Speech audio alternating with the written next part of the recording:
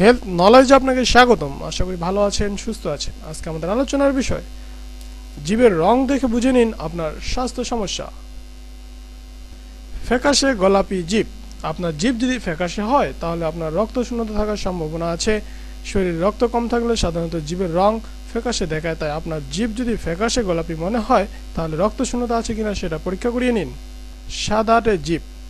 আপনার জিভ যদি সাদাটে বর্ণ ধারণ করে থাকে এবং জিভের উপরে সাদা রুক্ষ আবরণ থাকে যা পরিষ্কার করলেও যেতে চায় না, তাহলে আপনার শরীরে পানির শূন্যতা দেখা দিয়েছে। পানির অভাবে সাধারণত জিভ সাদাটে হয়ে থাকে। এক্ষেত্রে বেশি করে পানি খেলে এই সাদাটে ভাব ধীরে ধীরে দূর হয়ে যাবে। লালচে দানাদার জিভ। আপনার জিভ যদি লালচে অথবা গাঢ় গোলাপি বর্ণ ধারণ করে এবং জিভে স্ট্রবেরির দানার মতো ছোট ছোট দানা অনুভব করেন তাহলে দু ধরনের শারীরিক সমস্যা থাকতে পারে আপনার।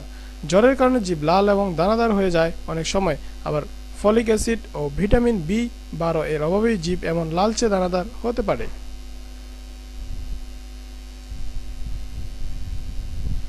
খয়েরি দাগ। জিভের একটি স্থানে বেশ গাঢ় খয়েরি দাগ দেখা দিলে জরুরি ভিত্তিতে ডাক্তারের শরণাপন্ন হন, কারণ এ ধরনের দাগ হতে পারে ক্যান্সারের লক্ষণ।